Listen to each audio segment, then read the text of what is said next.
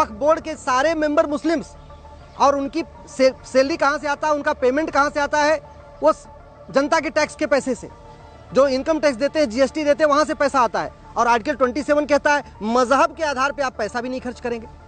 तो आर्टिकल 14 का वायलेशन हो रहा है जो कहता है equality before law, equal protection of law. संविधान के आर्टिकल 15 का वायलेशन करता है वक्फ बोर्ड, वक्फ ट्रिब्यूनल, जो कहता है आप मजहब के आधार पर भेदभाव नहीं करेंगे। आर्टिकल 27 का वायलेशन करता है वक्फ बोर्ड, वक्फ ट्रिब्यूनल, जो कहता है मजहब के आधार पर आप पैसा नहीं खर्च करेंगे, मजहब के आधार पर किसी को वेतन भत्ता नहीं देंगे।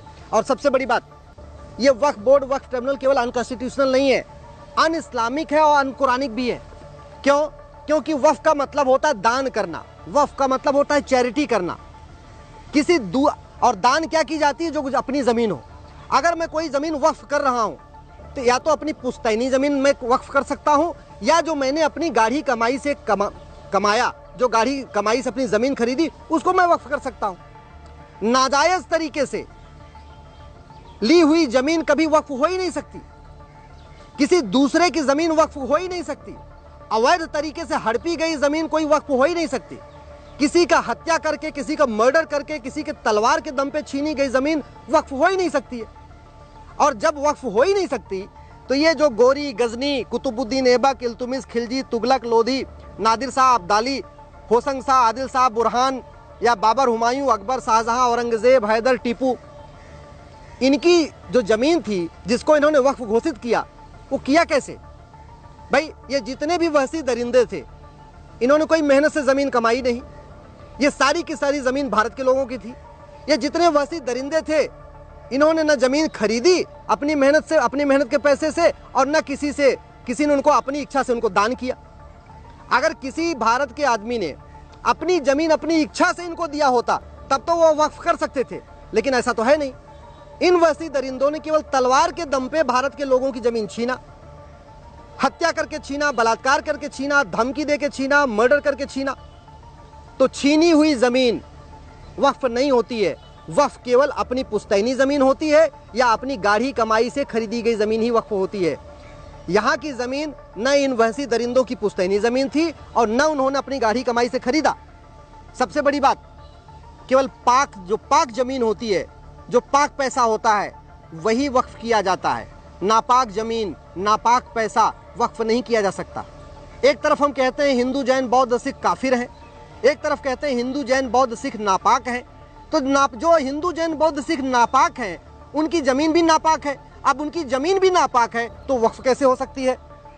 सबसे इंपॉर्टेंट, इस्लाम में मज़ार बनाना, मज़ार पे जाना हराम है, दरगाह पे जाना, दरगाह बनाना हराम है, पक्का कब्रिस्तान बनाना हराम है। इसीलिए खाड़ी देशों में जहाँ से इस्लाम शुरू हुआ, दुबई, कुवैत, अरब अमीरात, बहरीन में कहीं एक भी मज़ार नहीं, एक भी दरगाह नहीं, एक भी पक्का कब्रिस्तान नहीं। और भारत में वक्फ बोर्ड मज़ार, दरगाह को भी वक्फ प्रॉपर्टी डिक्लेयर कर दे रहा है। तो इस्लाम के हिसाब से जो चीज़ नापाक है, जो चीज़ नाजायद है, उसको भी वक्फ बोर्ड जायज़ करा दे रहा है। इसलिए मैं कह रहा हूँ ये वक्फ कानून, वक्फ बोर्ड और वक्फ ट्रिब्यूनल पूरी तरीके से अन इस्लामिक है, अन कुरानिक है, अनकॉन्स्टिट्यूशनल है।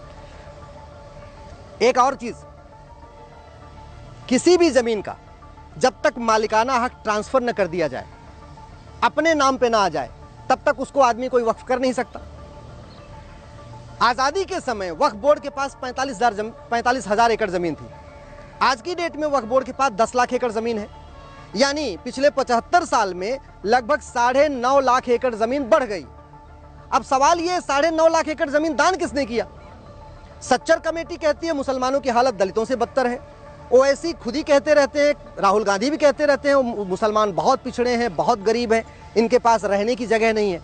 अरे भैया, अगर मुसलमानों की हालत दलितों से बदतर है, मुसलमानों के पास अपना घर बनाने के लिए ज़मीन नहीं है, तो ये 9.5 लाख एकड़ ज़मीन जो पहले 45,000 एकड़ ज़मीन थी वक्फ बोर्ड के पास, और अब 10 लाख एकड़ हो गई, ये 9.5 लाख एकड़ ज़मीन दान किसने किया?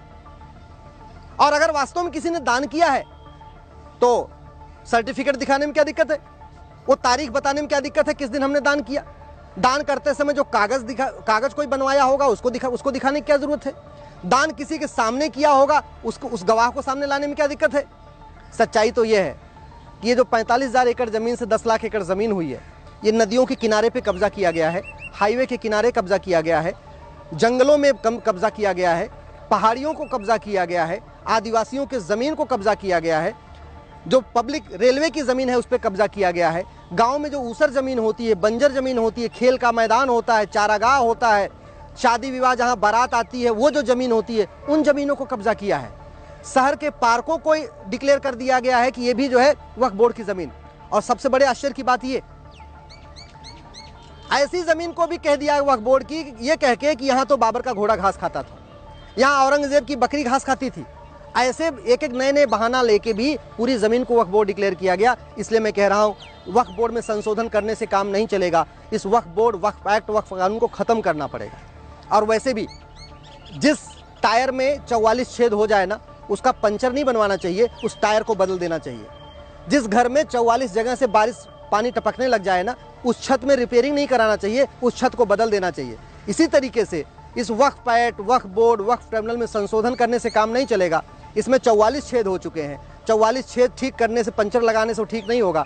इस कानून खत्म होना चाहिए और सबके लिए one nation one law, uniform charity code, uniform endowment code, समान दान संहिता, समान धर्मस्थल संहिता, संविधान की स्पिरिट में यही होना चाहिए। और ये जो मजहब के आधार पर बना हुआ है, इसको तुरंत पूरी की पूरी तरीके से खत्म